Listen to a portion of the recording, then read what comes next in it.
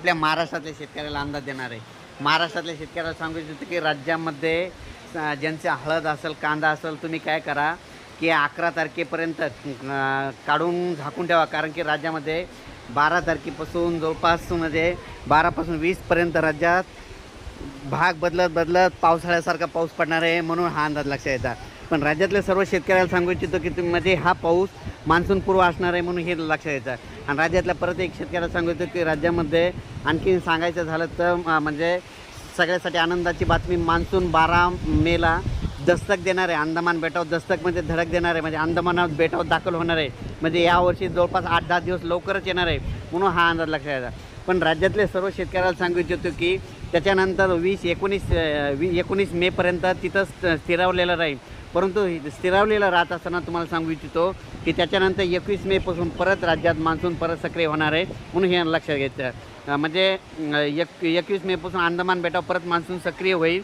त्याच्यानंतर वेळेप्रमाणे जून महिन्यामध्ये आपल्या महाराष्ट्राकडे दाखल होणार आहे, म्हणून हे खास करून आनंदाची बातमी। सांगायचं झालं तर आपल्याला दरवर्षी जशी वाट बघावी लागते, तशी काही यावर्षी वाट बघण्याची गरज नाही। 12 मेला उद्याच्याला दस्तक देणार आहे, म्हणून हे अंदाज लक्षात आहे। पण राज्यामध्ये मात्र 11 मेपासून ते 20 मेपर्यंत दररोज भाग बदलत पावसाळ्यासारखा पाऊस पडणार आहे, म्हणून हा अंदाज लक्षात घेता।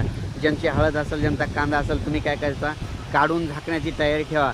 आणि ज्यांच्या ऊसावाल्या शेतकऱ्यासाठी खूप आनंदाची बातमी, कारण की राज्यामध्ये काय झालं की यावर्षी ऊसासाठी पाणी कमी पडत आहे, म्हणून सर्व शेतकऱ्याला आनंदाची बातमी की ऊसाला तुमचे 2 पाणी वाचतील असा पाऊस पडणार आहे, ऊसाच्या सऱ्यामध्ये पाणी साचेल असा पाऊस पडणार आहे, म्हणून हा अंदाज लक्षात येतं। खास करून ही ऊस शेतकऱ्यासाठी आनंदाची बातमी म्हणून लक्षात येतं।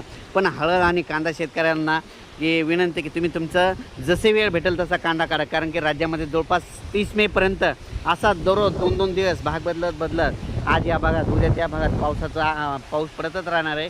ते मान्सूनपूर्व पाऊस असणार आहे, म्हणून हे लक्षात घ्यायचं। 12 मेला जरी मान्सून दस्तक देणार असला तरी 21 मेला तिथून पूर्वपदामध्ये परिस्थिती सुरळीत होत जाईल आणि 21 आणि जून महिन्यामध्ये मात्र आपल्या महाराष्ट्रात दाखल होणार आहे, म्हणून हे लक्षात घ्यायचं। पण राज्यातल्या शेतकऱ्याला सांगू इच्छितो की राज्यामध्ये सांगायचं झालं तर 11 मेपासून ते 20 मेपर्यंत दररोज भाग बदलत मान्सून पूर्वाचा पाऊस पडणार आहे। तो पाऊस पूर्व विदर्भ, पश्चिम विदर्भ, दक्षिण महाराष्ट्र, उत्तर महाराष्ट्र, कोकणपट्टी, खानदेश, मराठवाडा सगळीकडे पडणार आहे आणि दररोज भाग बदलत पडणार आहे। जवळपास 20 तारखेपर्यंत प्रत्येक गावाला 2 वेळेस तरी पाऊस येऊन जाणार आहे, म्हणून हा अंदाज लक्षात घ्यायचा। ऊसावाल्यासाठी